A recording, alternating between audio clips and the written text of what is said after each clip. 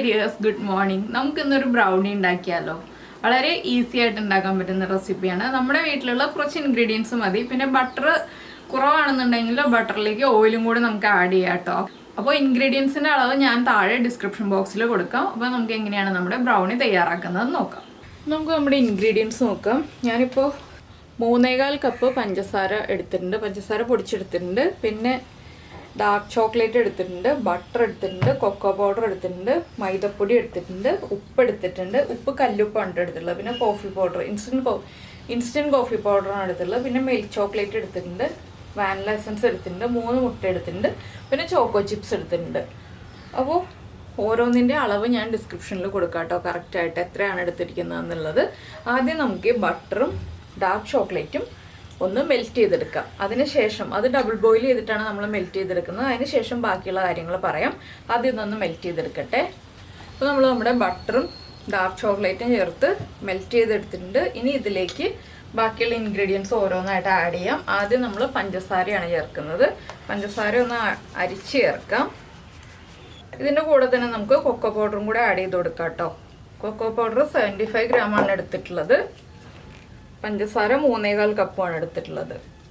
ഞാനൊന്ന് അരിച്ച് ചേർക്കട്ടെ. ഇത് നമ്മുടെ കൊക്കോ പൗഡറും പഞ്ചസാരയും ചേർത്ത് അരിച്ചെടുത്തിട്ടുണ്ട്. ഇനി നമുക്കിതൊന്ന് മിക്സ് ചെയ്തെടുക്കാം. സ്ലോ സ്പീഡിൽ മിക്സ് ചെയ്യാം കേട്ടോ. ഇനി നമുക്കിതിലേക്ക് 3 മുട്ട ചേർത്ത് കൊടുക്കാം. 3 മുട്ടയും ഒരുമിച്ച് തന്നെ ചേർക്കാം കേട്ടോ. നമ്മൾ റൂം ടെമ്പറേച്ചറിലുള്ള മുട്ട ഉപയോഗിക്കണം. ഇനി ഇതിലേക്ക് നമുക്കൊരു 3/4 ടീസ്പൂൺ ഇൻസ്റ്റൻറ്റ് കോഫി പൗഡർ ചേർക്കാം. 1 ടീസ്പൂൺ വാനില എസൻസ്. ഞാൻ എടുത്തിരിക്കുന്നത് സോൾട്ടഡ് ബട്ടറാണ്, അതുകൊണ്ട് 1 പിഞ്ച് കല്ലുപ്പാണ് ഇടുന്നത്. ഇനി ഇതെല്ലാം ചേർത്ത് ഒന്നുകൂടി നമുക്കൊന്ന് മിക്സ് ചെയ്തെടുക്കാം.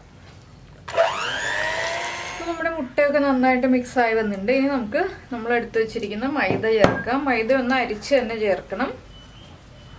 മൈദ അരിച്ച് ചേർത്തതിന് ശേഷം നമ്മൾ എടുത്ത് വെച്ചിരിക്കുന്ന മിൽക്ക് ചോക്ലേറ്റ്, ഞാൻ മിൽക്ക് ചോക്ലേറ്റ് എടുത്ത് വെച്ചിട്ടുണ്ട്.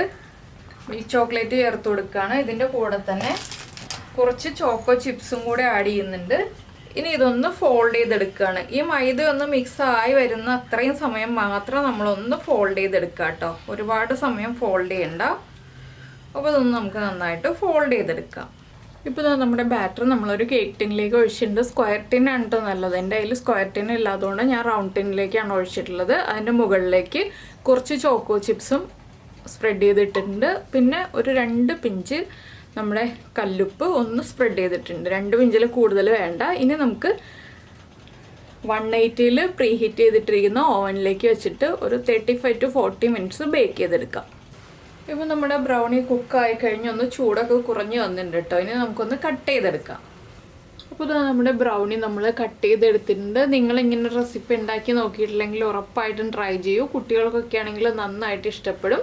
അപ്പോൾ എന്തായാലും നമ്മുടെ ഇന്നത്തെ റെസിപ്പി ഇത്രയേ ഉള്ളൂ. നമുക്ക് നമ്മുടെ അടുത്ത റെസിപ്പിയുമായിട്ട് അടുത്ത ദിവസം വീണ്ടും കാണാം.